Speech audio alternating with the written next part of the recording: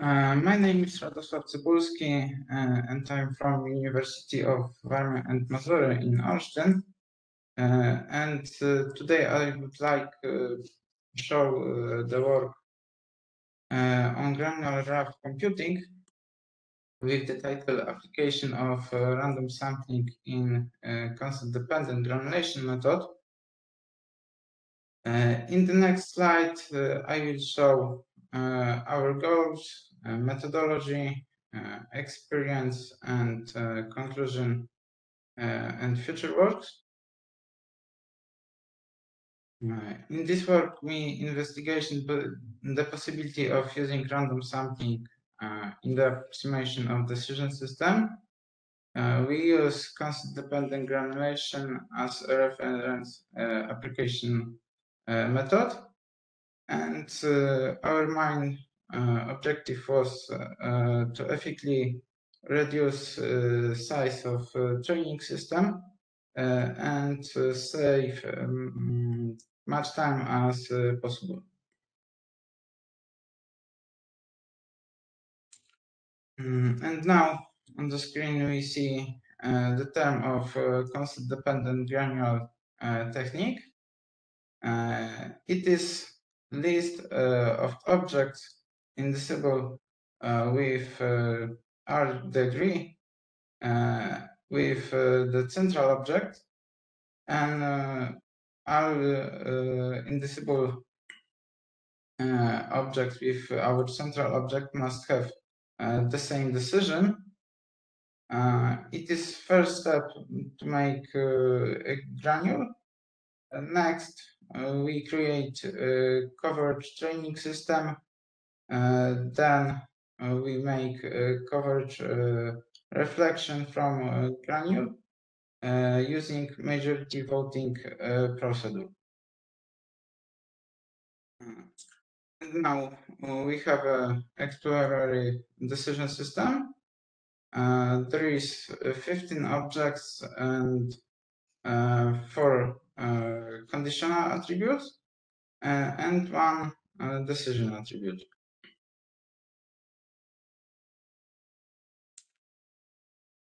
From our decision system, we make a triangular indivisibility matrix.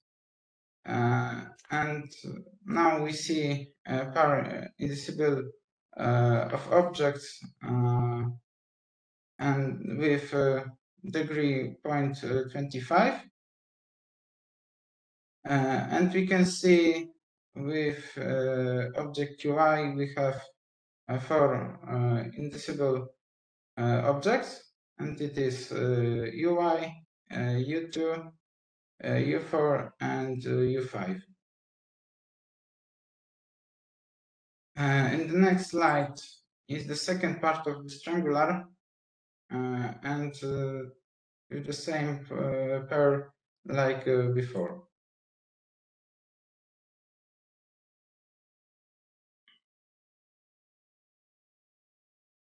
There we have our all granules. Read it by using before when we see on a triangular matrix, and from this value granule we make random coverage of training systems, and from this granules we make a new decision system which is this 8 objects, and we're using majority voting procedure to create new objects, and this procedure take the most frequent descriptors, a granular reflection. If we don't have the most frequent descriptor, we take 1 random descriptor.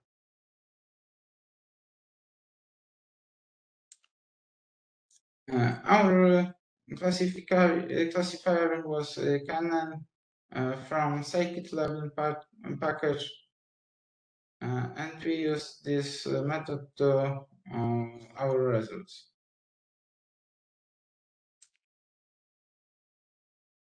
We use random sampling in our work to on basis of selecting a fixed percentage of objects draft in with return. And I will show in the next slides how it working.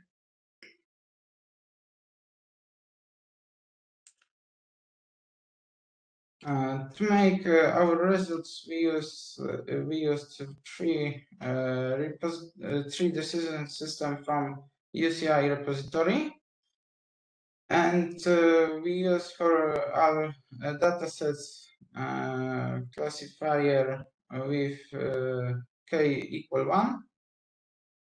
For mushroom and herd, we use Euclidean metric, and for Australian was using Hamming metric.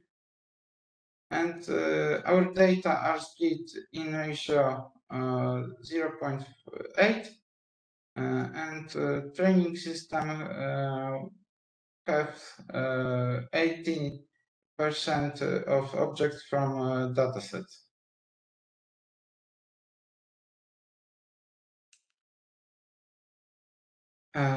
Now we have a exemplary granulation for the whole range of radii entities for our datasets.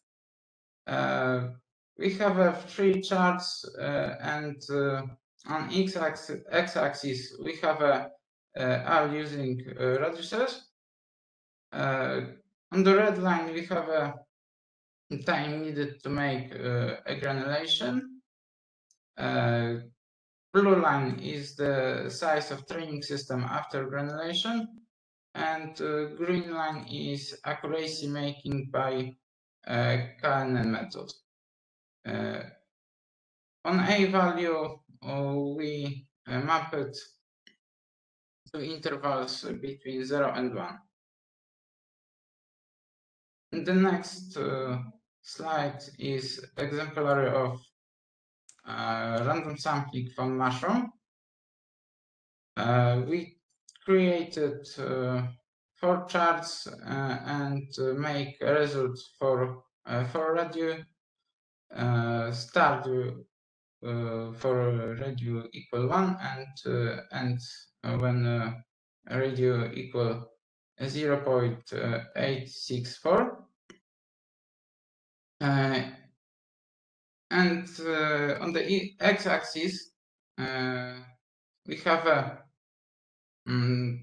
train size taken by random sampling method, and we see we can take 20% of training system size, and we can make a classification and high level. It is good to see when we're looking at charts with for radio 0.864. When we take 20% of training system, we can have better accuracy result than we take it 90%.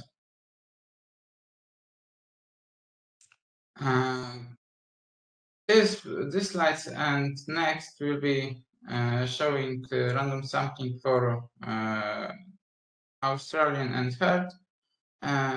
We take other radiuses for this dataset, but our results is very similar, which we see before. And line it is the same like example before. And this is last example of random sampling for herd datasets.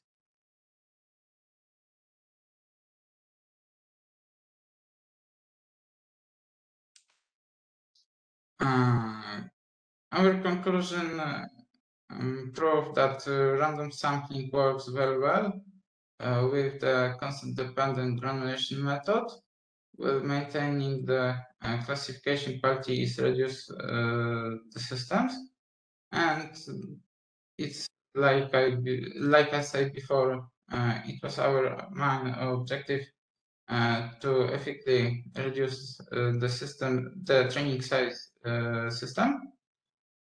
For decision system studied stable results, comparable to the performance on the original training system in terms of classification accuracy, are obtained with random sampling, allowing us to reduce the running time of our method to as much as 20% of the original size. Time is reduced by 18%.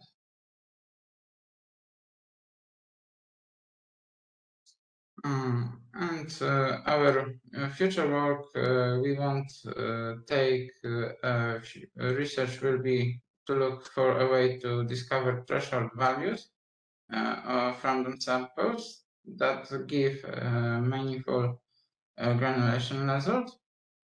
And we plan to explore the concept of granulation to whole range of possible techniques used for dealing with big data sets. Thank you for listening and attention. Thanks a lot. So if you have any questions, please don't hesitate to ask.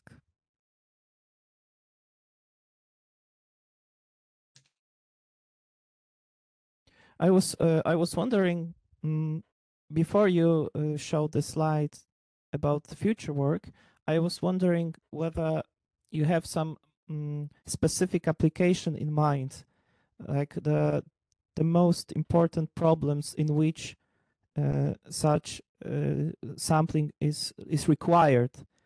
I don't know if you have any comments on that. I was